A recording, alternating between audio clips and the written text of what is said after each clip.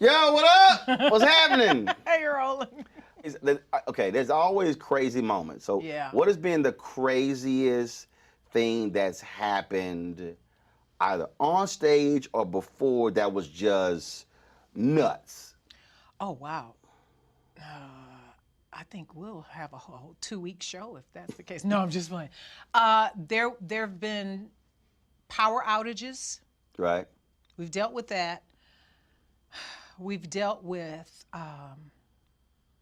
tour buses breaking down.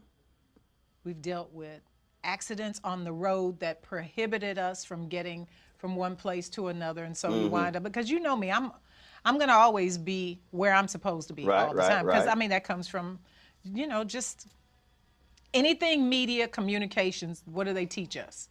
No, you're there before time, because if you get there on time, you're late. There you go. That's what they teach us. There you go. Because anything could break, you know. That's true. So Yeah, that's right. That I've had. I've never had a wardrobe malfunction that was like, she's exposed. Never had that. You know, a zipper in the back or something like that, you know, dressing or something. It's always happened before stage. But on stage, we've had power outages.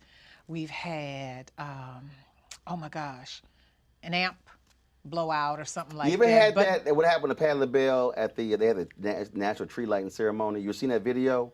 No. Where they got the wrong cue cards, and then the choir wasn't on stage, and Patty was sitting here, hang up the mistletoe tree, I'm gonna walk down the street. She's like, I don't know the words. She's like, this Christmas, and she just it is hilarious. Like literally the choir's not there. She like oh, but that's stage management. She like where the choir? But you know that's stage she like management. cue card man. You got the wrong. He had the wrong cue cards. They were not in order. She like that ain't the words. And so Patty just started just riffing. It is crazy. I just love her. It is crazy. I love her, but she thought on her toes, and that's what they teach us. Well, that's what they used to teach us. I don't know what they're teaching now. But it's always good to know the words, because anything could happen. I did have a teleprompter go out on me at a theater when I was singing, what was it? At Last. And thank God I remembered the words, because, you know, that's... No, but that was a stage manager. Yeah. Oh, he needed to be fired absolutely. right then and there. She literally on stage. She's like, "What choir?" Because we've done too many of those things. And she's like, keeps calling, and they come in and and they finally come on, and she was like, "About time." Oh, if you go to YouTube, pull that video up. Oh my gosh. It is crazy. It is crazy. It was like no choir. The cue card man was jacked up. It was, and then he was slow. She's like, "Baby, you gotta move. Switch the card."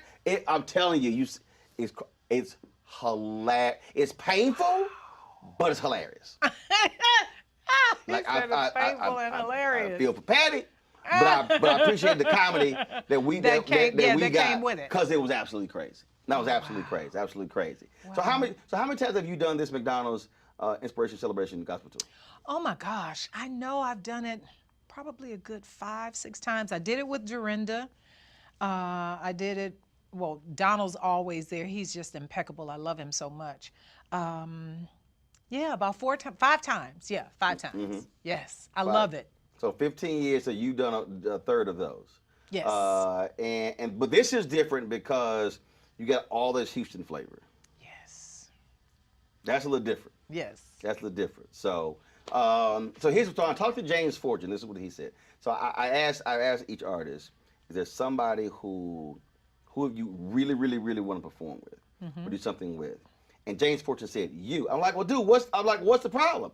He was like, he said, she's always busy. Well, he's like, when we talked about it, he's like, well, you know, but he said, you know what, I haven't sent anything. I was like, well, what you waiting on? Right. So I just told him, I said, all right, I'm gonna hit you once a month. Like, say, dog, did you hear her? Did you hear her? Because it's like Lester Love. Lester Love, when he did that, you know, those riff on love songs. Yes. I've been hitting Lester for 5 years to say, bro. Tell him to do I'm like, bro, when you gonna do this album? What's up? Yeah. Like I sent him a video today going, say, bro. Oh, did you? Yeah, I said, I was like, dude, what's up? You are hilarious. I was like, Lester. You know, I've known Lester before he and Fran got married. Really? Yes. I've been telling him, Lester, you gotta Yeah, do. his voice. I said, you gotta do an album of all of these love songs. Yeah. I said, dude, call it Jesus is Love. No, I said, you don't even have to call it that. Whatever. I said, but you gotta do it. He's like, yeah, you're right. I was like, literally, if I pull a text message up, you go see Chain going back 4 years like, Lester, what album, dog? Yeah, yeah. I'm like, don't take all that. Yeah. I'm like, come on. Recording is easier these days. Yeah, but you know, he's a bishop. He has don't matter. churches. No, he has a family. Okay. All his girls are out of school now. 4 years, you can figure out how to record this. Well, okay. Yeah, All so I ain't letting them off the hook. Okay. No. So I told James, I said, James, I'm gonna hit you once a month. Say, bro. I said, then you can't lie. I said, then I'm gonna hit you. Lana's like, did he send it? I'm like, what's the deal? I'm like, I said, you gotta get on it, bro. You gotta get on it. And I've known James since he was a teenager. I said, you gotta do it. Yeah. So I'm real proud of them. So is there somebody you really, really, really want to work with that you never worked with before? That you just, whether it's a writer or whether it's a singer or a group, you really want to do something with? Wow. Stevie and I have talked about some stuff. Okay. And I definitely want to do something with Tremaine. Now, I've honored her several times. Right. We've been in, across the pond together and the Bahamas, all the islands together. And she is really one of my favorite people in the whole wide world, not just music. Right. But because she's just an all-around good person. And she has taught me so many things through the years that I've kept with, raising Taylor and, with the music, making sure that music does not outweigh family, and that I'm not so, what's the word? I'm not so hard on myself when I have to leave. And that was before she was, a senior in college. Right. She's grown now. She's grown. Like, graduating. Can you imagine? You're like, I'm gonna holler at you later. You gotta keep your No, crib. that's what she's telling me. She's like, when you leaving? That's what she's telling me. It's like, I'm good. But yeah, I just love Tremaine. So yeah, my first person would be Tremaine. And, if Stevie wants to, he can produce and write for me and Tremaine. And I think we do it a trio thing. Well, you already know what we're waiting on.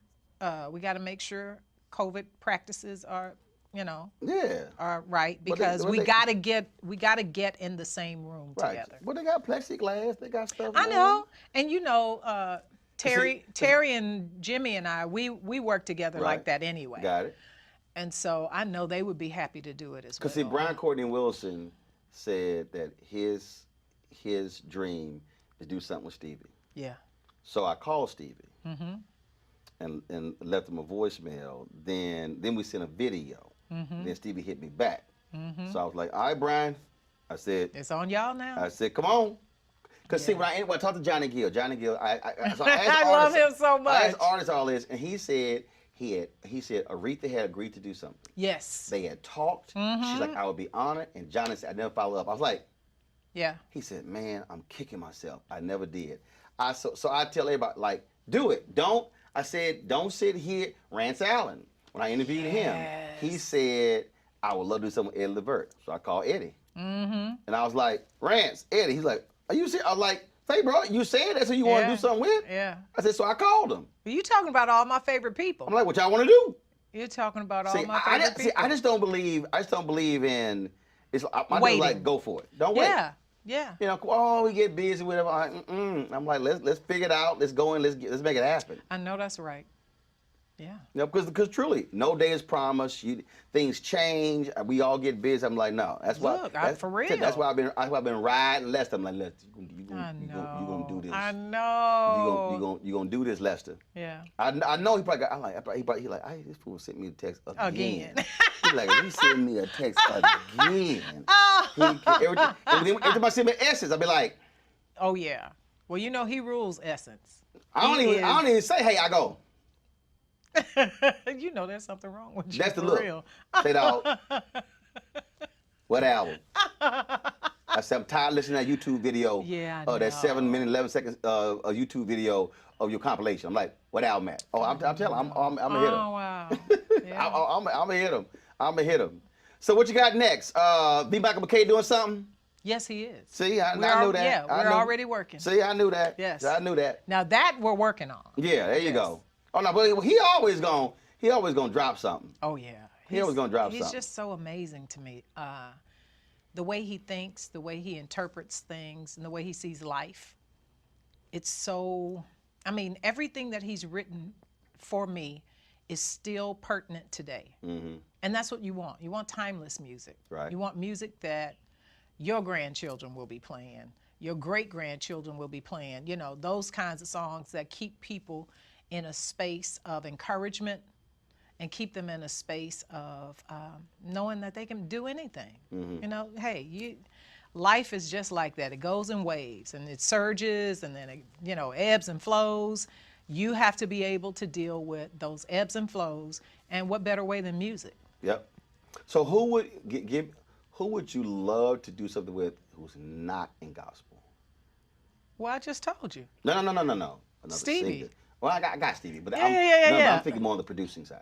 I'm thinking like another artist. Is another artist? Oh, there's so that- many people. I love Mary J. I love her. I love her heart. Did 7th Streeter ever write something for you? 7th Streeter didn't write anything for 'Cause me, but remember we were at Essence. 365 Black Yes, we Awards, sure were. And she was like, oh my God. Her she's like, mom. I never met Yolanda Adams. She's like, oh my God. Yeah. She's like, I'd love to write something for you one day. Yeah, and I told her, I'm like, okay, here's my number. Right. And yeah. She ain't followed up? Well, here's the thing about that as well. Because you know I'm a I caller. think sometimes you call everybody though. You know I'm a caller. But here's the thing. I think sometimes people think you're just being kind when Versus you like say being right. Yeah, when you say, oh, of course, here's my number, Right, call yeah. me. Well, because Sheila, who's on the show. Yeah. Once got I know what you're talking about. show. Yeah. So we're sitting here, and I asked her the same question. She's like, oh my God, Tank. Oh. So I called Tank. Uh-huh. And she's like, you call? I'm like, I'm calling Tank. Yeah. I said, didn't you say you want to do something with Tank? I said, I'm calling Tank. Yeah, we worked together on Real she- Hollywood Husbands, me and Tank. And she was like, she was sitting here. She was like, she started having heart palpitations, and she was like, okay, that's really Tank. I was like, yeah. Yeah. And Tank was like, all right, Roland, give you my number. Let's do something. Yeah. And so she was literally like, okay, this Right. actually happened. I was like, look. I said, I asked the question for a reason. And so if you want to sit here, I said, I don't understand. Oh, what the, my I told her, I gosh. said, I don't understand what the problem is. I don't understand what the problem is. Wow. I said, you just got to do it. You Yeah. got to do it. Hold on one second. Well, you know, Telephone number you have. Hold on one second. Where's she at? Who? She gone somewhere. who is that? You know who I'm about to call? No, she gonna write something for you. Oh, Because 7th she Street? asked, she was like, oh my God, I've never. She's like, Roland, will you introduce me to Yolanda Adams? Oh my God. Oh my God, I She's love, so sweet. Like, oh my God, I love her. Hey, I was like, we're rolling. We can't get. We'll do this no, later. that's how we do it. Oh, that's how It's you my do it's it. my show. It is your show. I ain't got to ask And I nobody. forgot about that. You're right. Right, what's wrong with you? I ain't got to ask nobody. Plus, Okay. I own the cameras. Okay, okay, sir. Yeah. If she don't answer, we gonna do a video, and we gonna say, look, you promise. No, we're not gonna you do we're it. gonna do a We're video. not gonna do all that Trust me, facial I'm gonna stuff do though. it. Look, All you that, all that promise facial stuff, to we're not do- doing that. We're gonna do that. We're gonna do that. No, we're gonna say, "Hey, sweetie, And how are you?" no, that's too nice. No, That's too cute. Yeah, well, that's you. That's too cute. That's you being mean. 7. Do you know who I'm sitting here with? Do you remember the McDonald's 365 Black Awards? Remember in Essence? Oh my You like, gosh. oh my God. You are I can get Yolanda crazy. Adams. And I walk you over to Yolanda Adams. You're like, I'd love to write something for you. Hurry up, write something. I'm talking to her. Hey, beautiful. And she said, I ain't heard from her. 7. No, I know didn't. you've been cutting a new album, but write something. You know, write something. Write something. I'm telling you. You said Finish your album, sweetie. No, album and is then finished. you and I will talk. Album is finished. Do something. And I see you again. I'm gonna ask you every time I see you. Then I'm gonna call your mama. I'm gonna call your mama too. Oh, I'm gonna please call tell all your Mama I whole said family. hi. Okay, so get on it. Write something. You are funny. Matter of fact, Write something the next 24 hours and text her. Don't do that. Don't do that. Do it. Take your time. No, I'm gonna call you Take your tomorrow. time. I'm gonna call you tomorrow. You are crazy. Yeah, but I think she is so talented. Oh, crazy talented. She is so talented. Because so she switched labels and she's now more in control of the whole piece. Yes. So she and I had a conversation in Florida, and we were talking about me. I had my own media company, owning my show. Yeah. And then what it's like having to be in control of all of it, not just you just sing. So the whole piece. So we had a great conversation about how she now looks at stuff in a whole different way. Oh, you have because to. she's operating as a CEO. And you have all these people that you're responsible for. Yeah. Yeah. You know, whereas you may have had a handful of people as an artist. Right. But now you are the corporation. Yeah, that's right. That's right. So it was a very interesting conversation talking to her about that and how that's going and how that's developing. I want to ask you about relevance because you mentioned Jimmy Jam, Terry Lewis. I think about Prince. I think about. I mean, I even go back to Michael Jackson. When an individual is so established, and in fact, what was it? We were somewhere. Was it in Atlanta? I think it was in Atlanta. Harvey Armstrong wanted you to sing. Harvey. I love him so much. That is one of my best friends in the world. Harvey wanted you to sing. Oh my God, My Liberty, and you were like, "Look, Harvey." Yeah. Now they have a whole lot of songs. He's like, I don't care. Exactly. Remember that? And he was just going on, and you like, look, I done had this hit. But that's also part of the deal where the audience sort of locks you in. And so talk about how hard it is where you still want to do new stuff. But the audience is like, hey, okay, fine. All right, you've seen one of them, but then I want to hear all the rest of the stuff because Prince talked about that. Yes. And he fought that for the longest until finally it was like, you know what, I got to sing the hits. I can mix in some other stuff. Yes. But that's hard when the fans lock you into just don't stay here. Don't do anything new. Just stay here. Well, that's one of those things that Tremaine taught me a long time ago. She said, "You will always be known as the My Liberty little girl, the Battle Is Not Yours young woman, and the Open My Heart grown woman." And so you're going to have to learn how to navigate every concert because every concert has its own different flavor. Right. You know, a concert at Carnegie Hall is different from a concert at First Baptist in Roanoke, Virginia. So you have to know the difference. And the beauty is that the songs that people want to hear are the songs that live forever. There you go. So learn how to strategically place those songs, you know, start with something that they know so the whole audience can sing.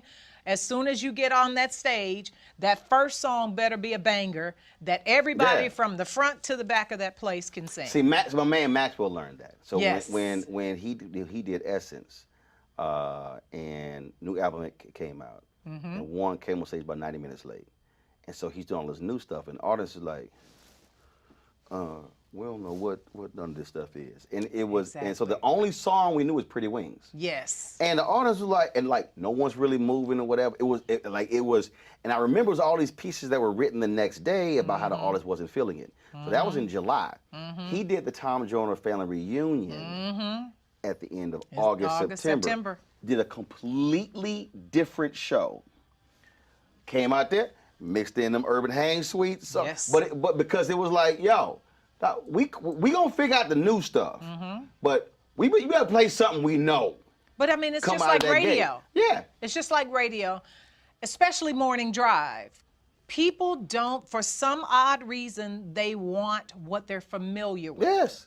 And so when you know your audience, Yep. you can guide them along your new path. Right. But you've got to entice them with what they're familiar with. Right.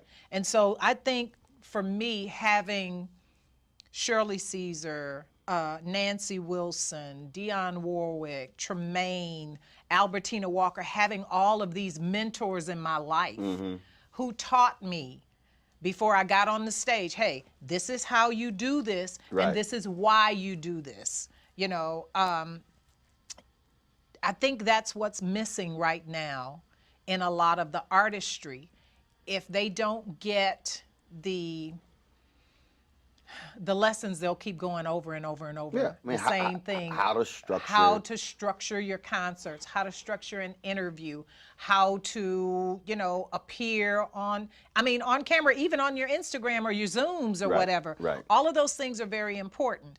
And artist development. Well, that's what we had back in the day. Mm-hmm. And now they're finding out that you need artist development. Absolutely. Because now a lot of these kids are their bedroom TikTok sensations, but they're stage failures. Yep. Because it is totally different. Different beast. To have 3 ring lights, 2 cameras, and you're in the comfort and safety of a room that you grew up in. Right. As opposed to a stage where you may have, of course, post-COVID, you may have 500 people in the audience, but those are 500 people that have never seen you. They don't know what you're doing. Right. And then you don't have the comfort of moving and navigating the stage. I mean, it was like when Van Jones and I had this conversation when we joined CNN. He's like, everybody think they can do this. And I was like, no. No. And he was like, yo, this is no joke. No. And so I would sit here and we would, I was like, all right, I saw your segment. She whooped your behind. Yeah. Like, what were you doing here? Right. Why'd you go here? Why'd you say that? Right. You were long-winded. What would happen? And so breaking down the segment and literally training. No. Watch the camera angles. Watch your hand position. Watch how you sit. Watch how you turn. Yes. Watch how you. So understand it. It's for me. I call it craft development. You have to actually study the craft. Yes. And that's probably the one thing that drives me crazy the most. Not just in media, but in any profession. When someone doesn't study the craft. You may know how to sing. You may know how to report. You may know how to read the teleprompter. But have you studied the craft to understand tone, voice inflection, to understand, do I come in hot? Do I come in low? I mean, all of those different things that truly, same thing in sports, the people who study video and understands how to put things together. It's studying the craft. Oh, it's and very perfecting important. the craft. It's so important because no one wants to hear you speak at a level of, and in Bangladesh, so on, so on, so on. So you go there. Right. There has to be this interest of your content, first of all. How can you be serious but then be funny? There you go. Exactly. How can you be deep and philosophical but then also be playful? I mean, yes. and knowing when to do it. Facial expressions. Yes. How to throw a certain look. I mean, all that sort of stuff like that. And you're right. It's not taught. And so what it requires is for someone to want to say, yo, I just want to see it. I just want to watch you. I just want to study you. I just read an article on Regina King, and there was a movie. She was an actress, and they were shooting it. And the director realized she was like on set constantly, even when she wasn't shooting that day. She wasn't shooting. But she was studying the director the entire time. Yeah. And now what is she doing? Boom. Directing. Right. Now one of the house directors, but it was no. That's why I tell millennials and Gen Z folks who work for me, if I'm not talking to you, don't grab your phone and start scrolling through on social media. Listen to the conversation I'm having with him or her, so you're also learning from that conversation. Yeah. And that's I think that's one of the disappointments for me. If I'm in a room with this 40 years of experience and I'm, as the kids say, spitting knowledge, and the first thing you want to do is text, I'm in the room. Right. But you don't understand that texting that at the time that I'm speaking, you could lose just a wealth of knowledge by, because this is intimacy that you ain't gonna get no more. Precisely. And you don't know how often you're going to have those conversations. Case in point, every time I was in the room with Cicely Tyson, I would come near her and I would shut everything down, shut everybody down, and I'd just listen. Thurgood Marshall died. I interviewed Barbara Jordan. Oh, And gosh. I got this is the only time I got a chance to interview her. Wow. And she said there was nothing like going to meet with him and just sitting at his feet and learning. That's what she said. I'm telling you. I'm telling you. So whenever you get a chance to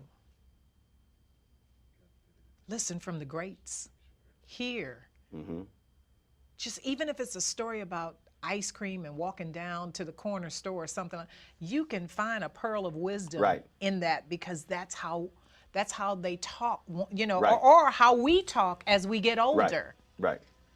Because you have to connect it. Yep. You have to connect it to the real life experience. And I hope that someone says that I've done that for them, because I try to do that for Jacqueline Carr, Anita Wilson, you know, Kiki, all of them, you know. But it's also you still being able to learn from other greats. I probably this would be the last question for you. I was at Jeffrey Osborne golf tournament. Oh yeah. Massive storm comes through. We get rained out. So we're sitting in the clubhouse. I mean, I'm talking about massive storm.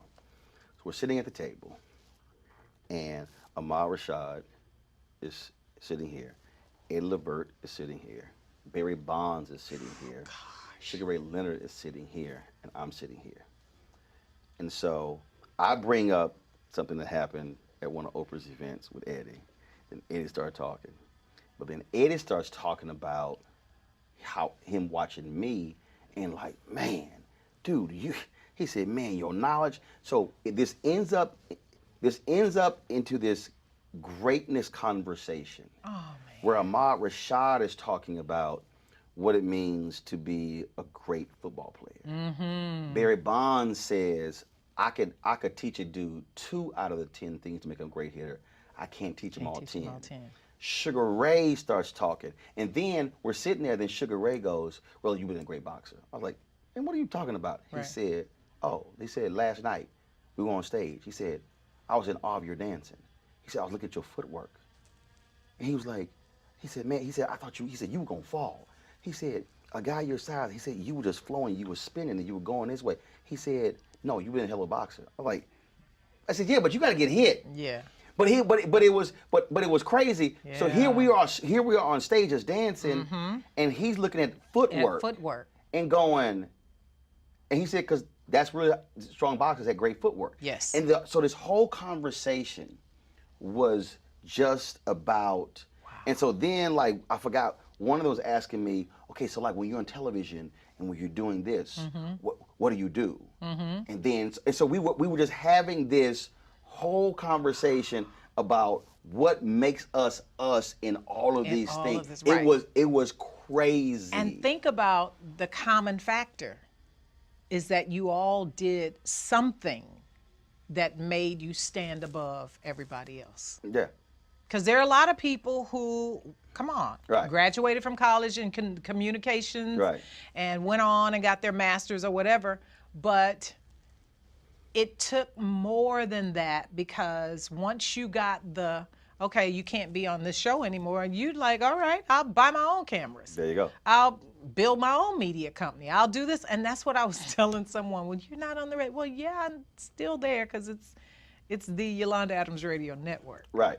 See, they don't understand that. Because and that's where being caught up. It's sort of like in the music game. Those who are caught up in, I'm on a label. Yes. Or the person who says to me, well, but I'm not an author unless I'm signed with a major company. I was like, boo, if you got an ISBN number and you published, I said, you an author. You're an author. I said, but that's where the validation comes in. But here's the thing. If you got even if you have 10,000 people following you, you have an audience. Right. And if you're good with those 10,000 people, that turns into 100,000 people. But it's the validation. See, it's really somebody else. Really what that drives them is no. I'm validated because They signed me. So it's not, okay, yeah. Well, like, I literally had a brother, I know you have a show, but we gonna get you a show. I was like, bruh, do you I realize? said I have a show. He's like, no. This is when I have my TV One show. He literally said, no. I mean a real show. So he thought that because He you said were like not, CNN. yeah. He literally said like But CNN it's and like, MSNBC. He said a real show. Not realizing we shot the show. Yeah. We contracted with the NBC News Channel. yes, I said, and dude, all of the money goes to y'all. I said, dude, we're sitting in the same studio Exactly. as Brian Williams when he comes to town. Exactly. I said, but for him, it wasn't it's real. mental. And that's the thing, Yeah. because I'm sure you get, but you're not on the radio. Yeah, But you're not. it's like, but you're not. What? But no. But you're not. But my stuff is playing every morning. That it is the hard. I had a woman know. tell me, "Oh my God, I watch you all the time in the morning when you on television." I was like, "Well, boo, I've still had on my show for the television. last 3 years." Right. I'm And still she's on like- television. She goes, "Yeah, but you're not on television." I said, "No, actually, Yes, I am." I said, "All you gotta do is play the app on your TV." Right. I said, Exactly. "It's the It's the same thing. And she's like, "What?" I said, "It's the same thing." It's the same thing, no middleman. She could not. I know. And I told her, I said, for 3. She's like, for 3. I said, baby, I've been every day, Monday through Friday, for Yes. 3 years. Yes. She's like, I No, can't no, no. believe that. 3 years successfully. Right. But she could not. She was just like, but when you get back on TV, I'm like, baby, all you gotta do is click the app. I'll be on your TV tonight. I told her, we were in Atlanta airport. I said, download the Black Star Network app. I said, boo, you'll see me tonight on your TV. Exactly. On your TV That's all you gotta or do. your phone, wherever you want. That's all you gotta do. That's all you gotta do. She was just. But you know, it's so interesting because Issa Rae was just, I saw her on, I think, who was it? Tamron Hall. Issa was saying that people were thinking, they thought once they saw Insecure on TV, that was where she, that's how she blew up. But Right. she had blown up way before that because she had 2 series on YouTube. Yes. And she made the money from YouTube Right. to do what she was doing, and that's where all the eyeballs Right. started coming up. But here's the thing about misconceptions, lack of knowledge, especially right now in the climate that we live in. You are your best representative. I call it Me Inc. Yes. I think at the American Music Awards, you did an interview and you talked about outfits. I remember it was years ago. Yeah. And you were like, look, you can come in, you can look sexy, you can wear some, but you don't have to wear all of that. And it was just, and again, and the point is, if you want to ignore that, okay, fine. Right, exactly. But that's the whole point also of when people say, "Oh, you're an OG." That's the whole point of that. Charlie Wilson. Yes. He performed Trey's songs and we were backstage and Trey was already in there. I came in and Trey goes, "Man, look at you, Uncle Charlie. Y'all clean." And Charlie said, he said, "Young man, let me explain something to you." He said, "Artists out there, they grown." He said, "Don't walk out there in that wife beater." He said, "They grown." He said, now, if you want to strip down to the wife beater, that's different. Cool. He said, but don't walk out there dressed like that. Don't walk out there dressed Next year, Trey performs. I go backstage. Trey had hurt his ankle. He was up there iced. And I was like, yeah, I see a tuxedo. He goes, oh, he said, I remembered you and Uncle Charlie from last year. Yes. How clean y'all looked. But it was, but that was Charlie saying, say, Yeah. this a different group. Yes. This ain't 1829. And this is not a festival. Right. He's like, this group, he said, you come out there looking grown. And he did. But he remembered. But that's also the difference between somebody who listened and who didn't blow it off. And that's also the key. So, But think about it. Uncle Charlie's been doing this for 50 plus years. as he said, I'm old school and new school.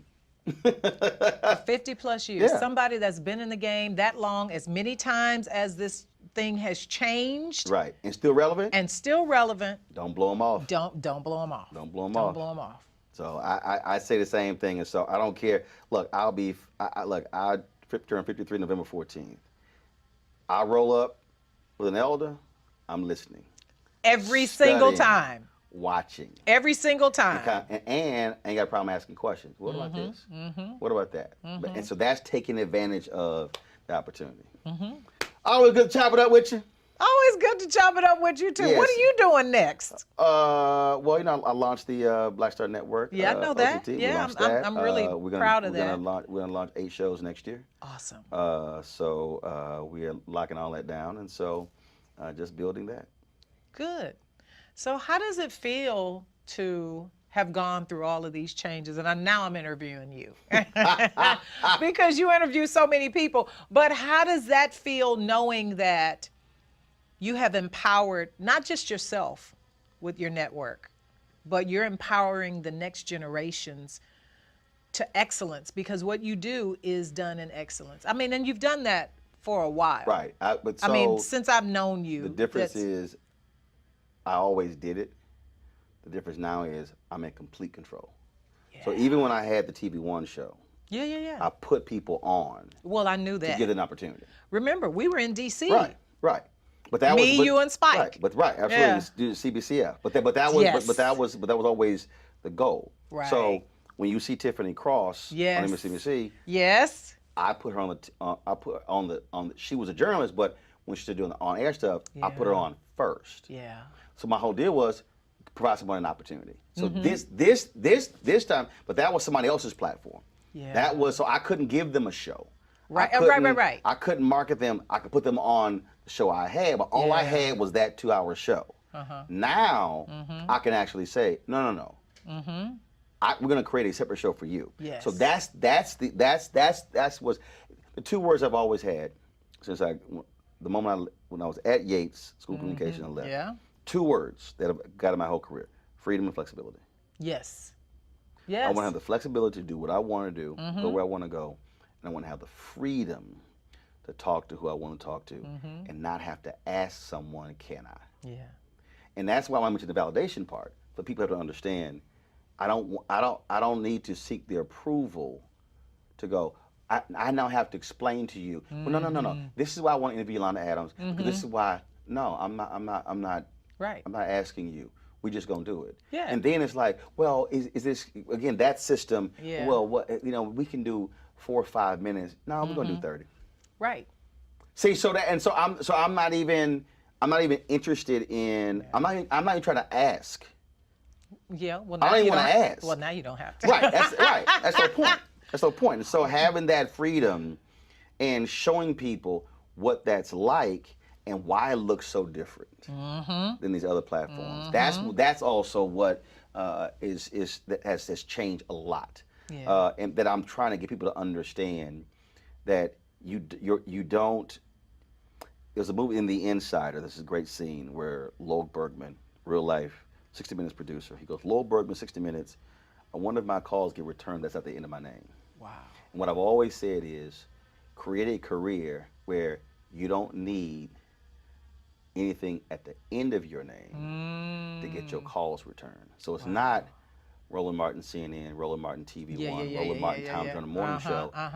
It's Roland Martin. It's Roland Martin. So no matter what I'm doing, call gets returned. Exactly. Well, that's the definition of success. So that's what I try to walk folks through. So I know that's right. That's well, there you have it, ladies and gentlemen. The Roland Martin and the Yolanda on his Adams. own show. And Yolanda Adams on my show with her network. See, Yes. Black excellence, looking good. Why are you crazy? Oh my God. You are crazy. Yeah, I am proud of you though. I am so Likewise. proud. Always good to see you. Good to see you too. Keep handling it. Come on now. All right. Yeah.